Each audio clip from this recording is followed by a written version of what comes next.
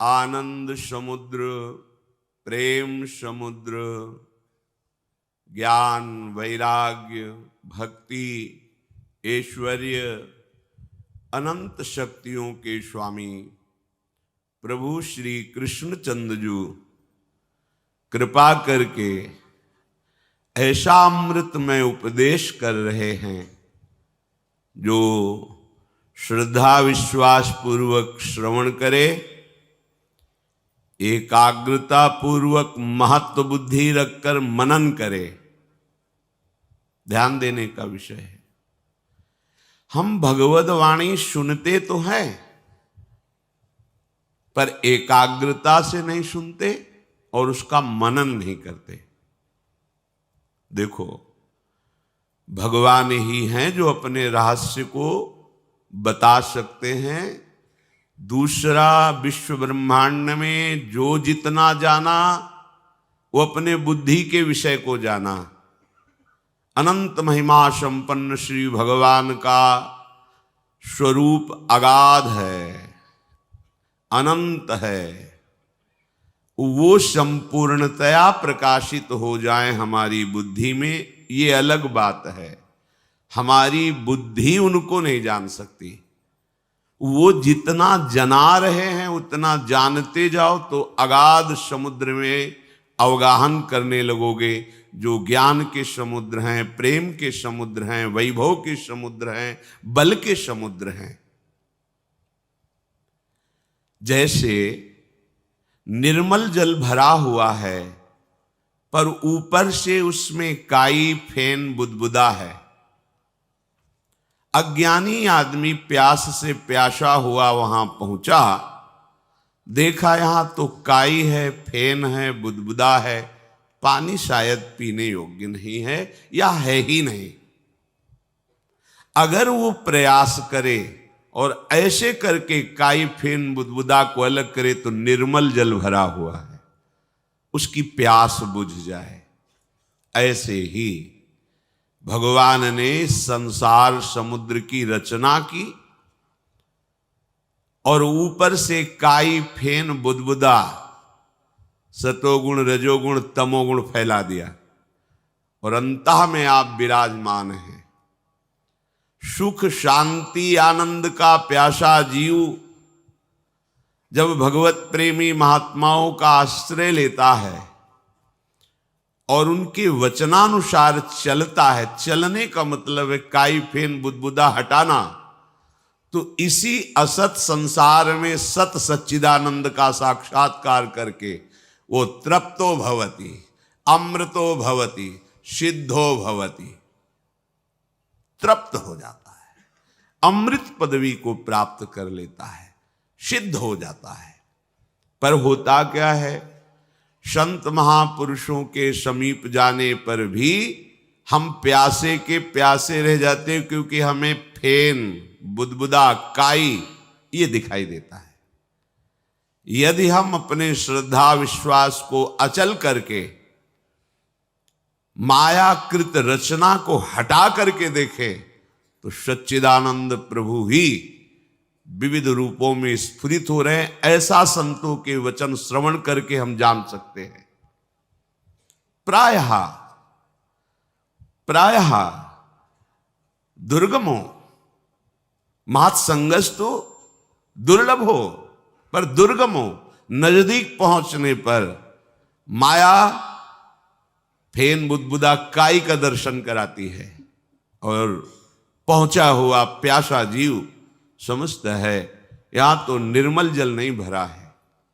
नहीं, श्रद्धा विश्वास पूर्वक एकाग्रता पूर्वक महत्व बुद्धि उनमें, उनके वचनों में, फिर देखो तुम्हें निर्मलता का अनुभव होगा, तृप्ति का अनुभव होगा।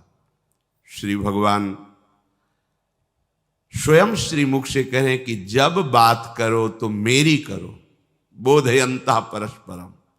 धिक्कार है हमारे जीवन को, जगत गुरु भगवान श्री कृष्ण की भी बात नहीं मानते हम, उनकी अवहेलना अपराध करते हैं। वो कह रहे हैं मैं सर्वत्र हूं, फिर भी राग द्वेष। मेरा ही विलास है, फिर भी मैं तू का विलास। और तो और भूले तो भूले तुम जिन भूलो मालाधारी, और भूले तो भूले तुमने तो हरि की कंठी बंधवा ली, हरि का दासत्व ले लिया, अब तो हरि की बात मान जाओ। श्री भगवान कह रहे जो तुम जीवन में करोगे, बोलोगे, सुनोगे, वही तुम्हारा अंतिम जन्म का निर्णय कर देगा। मरते समय उसी के परिणाम से आपके अंदर चिंतन आ जाएगा और वही आपकी दुर्गति का कारण या सदगति का कारण बनेगा। सदा तद्भाव भावितः, आप जिस भाव से सदैव भावित रहे हैं वही आपका परिणाम होगा। हमारी जैसी वासना होती वैसा चिंतन होता है, वही हम अपने स्वरूप का अनुभव करते हैं। काम की वासना तो निर्मल सच्चिदानंद स्वरूप होते हुए भी कामी हो गया। देख लीजिए, वासना परम महामहिम स्वरूप सच्चिदानंद भगवान का अंश जो आत्मा है वो कामी कहा गया, क्रोधी कहा गया, पापी कहा गया, नीच कहा गया। क्यों? क्योंकि वो वासना का अपने में आरोप करके चिंतन के कारण वो तद्भाव भाविता हुआ, तो उसे हम ऐसा कहने लगे ये दुष्ट है, ये नीच है, ये कामी है। और वो निष्काम होकर प्रभु का चिंतन करने लगा तो उसे निष्कामी है, महात्मा है, ये तो साधु है। आत्मा में कोई फर्क नहीं पड़ा तुम्हारे महात्मा कहने से या दुष्टात्मा कहने से। वो तो तब भी निर्मल था, अब भी निर्मल है, आगे भी निर्मल रहेगा। पर ये अनुभव ना होने के कारण तद्भाव भाविता, आप जिस भाव से भावित रहते आपकी सदगति और दुर्गति आपके भाव के अनुसार होती है। वासना यस्य यत्र स्यात् स तम स्वप्नेषु पश्यति, स्वप्नवन मरणे गेयम वासना तो वपुर नृणाम। जैसी तुम वासना रखोगे वैसे ही तुम्हारा स्वरूप हो जाएगा। अगर आप गंदी वासना, गंदा भोजन, गंदा संग, गाय के थन में दूध भरा होता है पर चीचड़ जो होता है वो दूध नहीं पी पाता है, वो खून पीता है। वहीं लगा है, अमृत में पुष्ट करने वाला दुग्ध बिल्कुल वही है, पर वो चीचड़ जो होता है छोटा सा कैसे कीट होता है, वो चिपका रहता है, वो खून पीता है गाय का, वो दूध नहीं पी पाता। ऐसे ही जब वासना के द्वारा तुम्हारा अपराध भाव हो जाता है, अमृत में उनके वचन पीकर निहाल नहीं होते, उनका हृदय असंतुष्ट हो जाता है। इतना प्रयास करने पर भी, इतना सौभाग्य प्राप्त होने पर भी ये जीव अपना कल्याण क्यों नहीं कर रहा, इस बात की जलन, इस बात का उनको दुख होता है। जैसे मां बच्चे को दूध पिलाती, वो ना पिए तो मां को कष्ट होता है, अगर पी ले तो बच्चे का स्वास्थ्य पुष्ट होगा, उसकी भूख मिटेगी और ये देखकर मां प्रसन्न हो जाएगी। ऐसे ही सद्गुरु संत महापुरुषों का हृदय ऐसा ही होता है। पर ये चीचड़ स्वभाव, खून पीने वाला स्वभाव होने के कारण महापुरुषों के समीप भी वो परमानंद का साक्षात्कार न करके राग द्वेष की वृत्तियों में विचरण करता रहता है। इसलिए महात्माओं का संग दुर्गमों कहा गया है। यस्य वासना, जो तुम वासना लोगे वैसे ही तुम्हारी गति हो जाएगी। प्यारे, तुम वासना के लिए जन्म नहीं लिए हो, उपासना के लिए जन्म लिए हो। तुम दुख प्राप्त करने के लिए मनुष्य नहीं बने हो, दुखों को जड़ से मिटाने के लिए तुम्हें मनुष्य शरीर मिला है। गोस्वामी जी कह रहे हैं, नर्तन सम नहीं कवनिव देही, चाहे देवता ही क्यों न हो, उसमें इतनी सामर्थ्य नहीं है कि वो भजन कर सके, सत्संग कर सके। वो केवल अपने पुण्यों का भोग भोगेगा। नारकी जीव केवल अपने पापों का भोग भोगेगा। आप भजन करके भगवान को प्राप्त हो सकते हैं। चराचर जीव की आकांक्षा रहती है, एक बार मनुष्य बना दिया जाए मुझे, क्योंकि नरक स्वर्ग अपवर्ग नशेनी, आप इससे नरक जा सकते हो, स्वर्ग जा सकते हो, आप मोक्ष प्राप्त कर सकते हो, आप भगवान का साक्षात्कार, भगवान की लीला में सम्मिलित हो सकते हो। ऐसा ये दुर्लभ मनुष्य शरीर है। तो श्री भगवान कह रहे हैं, यदि तुम संसार का चिंतन करोगे, भोगों का चिंतन करोगे, राग द्वेष का चिंतन करोगे, तो तुम्हारा स्वभाव बन जाएगा ये, और उस स्वभाव के कारण ही आपका अगला जन्म होगा। उसी से निर्णय हो जाएगा कि आपका अगला जन्म क्या होगा। तो मानो यहां अर्जुन जी ने प्रश्न किया कि प्रभु फिर मुझे क्या करना चाहिए। भगवान आगे के श्लोक में कह रहे हैं, तस्मात् सर्वेषु कालेषु मामनुस्मर्युध्य च मयि अर्पित मनो बुद्धिर मामे वैश्यस्य संशयम्। हे अर्जुन, इसलिए, किस लिए? तू जैसे भाव से भावित रहेगा, तेरी गति दुर्गति तेरे भाव से होगी। इसलिए तुझे सब समय, तस्मात् सर्वेषु कालेषु, सब समय केवल मेरा स्मरण प्रधान रखना है तेरे को। भगवान के वचन मान लीजिए। क्या जाता है आपको? राधा राधा राधा राधा। कुछ भी कार्य करो जो आपके व्यवहार में, आपके धर्मानुकूल, आपकी योग्यता के अनुकूल सृष्टि में सेवा मिली है, व्यापार, नौकरी, किसानी, पढ़ाई लिखाई, जो भी। यहां श्री भगवान जो कह रहे युद्ध च, युद्ध माने कर्तव्य। अर्जुन महावीर, अतिरथी वीर और क्षत्रिय कुल में उत्पन्न हुए, उनके लिए कर्तव्य सामने आ गया है, धर्म की रक्षा के लिए युद्ध करना। युद्ध माने कर्तव्य कर्म। जो तुम्हारे सामने कर्तव्य कर्म है, उत्साह पूर्वक उसको करो, पर मामनुस्मर, मेरा स्मरण करते हुए। हम कार्य तो करते हैं, पर भगवान का स्मरण करते हुए नहीं, प्रभु का स्मरण करते हुए नहीं।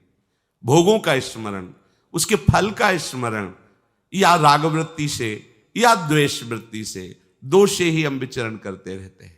रागात्मक चिंतन या द्वेषात्मक चिंतन, ये दोनों हमारी दुर्गति कराने वाले हैं। संसारी जो भोगों में रत हैं, वो अध्यात्म की बातों को समझने की योग्यता खो देते हैं, पर जो सत्संग सुनते हैं, नाम जप करते हैं, उनकी बुद्धि में आध्यात्मिक बातें पकड़ने की योग्यता आ जाती है। आप सब भाग्यशाली हैं। श्रीधाम वृंदावन आए, वृंदावन वास कर रहे हैं, रोज सत्संग सुन रहे हैं, पर आप अपना दुर्भाग्य क्यों बना रहे हैं? राग द्वेष में क्यों विचरण कर रहे हैं? आपका समय व्यर्थ चिंतन में क्यों जा रहा है? निरंतर श्री श्यामा श्याम के नाम रूप का चिंतन का अभ्यास करने का तुम्हें ये समय और सौभाग्य मिला, इसे दुर्भाग्य में बदल रहे हो। अरे प्यारे, तुम कुछ किसी का नहीं बिगाड़ सकते, तुम अपना बिगाड़ रहे हो।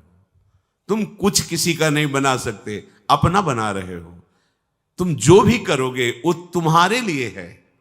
तुम किसी का अमंगल करोगे तो तुमने अमंगल का महल खड़ा कर लिया है। उसकी तो एक ईंट रखी अमंगल की, तुम्हारे लिए महल खड़ा हो गया। तुमने एक गाली दी, 1000 गाली की व्यवस्था कर ली।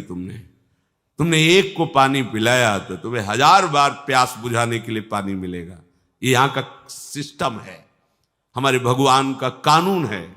तुम किसी निरपराध को दंड दोगे तो 1000 बार वही दंड तुम्हें भोगना पड़ेगा। तुम किसी को बचा लोगे, 1000 बार तुम्हारी विपत्ति में मेरा भगवान रक्षा करेगा। सिद्धांत को समझिए। तुम्हारा कर्म ही तुम्हारा मित्र है, तुम्हारा कर्म ही तुम्हारा शत्रु है। तुम किसी का कुछ नहीं बिगाड़ सकते, तुम किसी का कुछ नहीं बना सकते। जो कुछ करोगे वो अपने लिए करोगे। अपने को लगता है मैंने बाजी जीत ली, अमुक का विरोध कर दिया, अमुक की निंदा कर दिया, अमुक का यश गान कर लिया, या अमुक के अनुकूल हो गए। तुम किसी के अनुकूल नहीं हुए, तुम अपने अनुकूल हो। तुम किसी के प्रतिकूल नहीं हो, तुम अपने प्रतिकूल हो। अर्थात आप जो भी चेष्टा कर रहे हैं वो लौट कर 1000 गुना आपको मिलेगी। यहां का सिद्धांत है। अब आप देखो क्या कर रहे हो, और जब उसका परिणाम आता है तो भगवान से रोकर शिकायत करते हो, हे भगवान तुम बड़े निर्दयी हो, तुम्हें ऐसा नहीं करना चाहिए। पर तुम लौट के देखो तुमने क्या किया है, वही फसल तुम्हें काटने को। एक दाना फेंका जाता है भूमि में, इसी भूमि में, तो अन्न राशि के रूप में इकट्ठा होता है। तुम एक कर्म करोगे, वो 1000 रूप में आकर तुम्हें दंड देगा या तुम्हें सुख देगा। तुम्हारी समझ में नहीं आ रहा? अरे खेती में 1 मन अन्न फेंका जाता है तो 50 मन अन्न तैयार करके देता है। तो एक कर्म भूमि है, इसमें तुम एक पाप कर्म करोगे, वो 50 बार तुम्हें दंड देने के लिए घेर लेगा। फिर कहोगे भगवान बड़ा निर्दयी है, मैंने क्या किया था। होश में शास्त्र सिद्धांत के अनुसार कार्य करो और भगवान का स्मरण करते हुए। कोई भी कार्य भगवत स्मरण रहित नहीं होना चाहिए। कोई भी कार्य कर रहे हो आप, कितना सुंदर है, राधा वल्लभ राधा वल्लभ, राधे श्याम राधे श्यामा श्याम श्यामा। महान संत हो जाओगे गृहस्थी में रहते हुए, आनंद की धारा फूट पड़ेगी। शरीर छूटते छूटते तुम्हें भगवान मिल जाएंगे, जन्म मरण का क्लेश मिट जाएगा। पर हम प्रपंच को सत्य मानकर भगवद वाणी, संत वाणी, गुरु वाणी की अवहेलना करते हैं।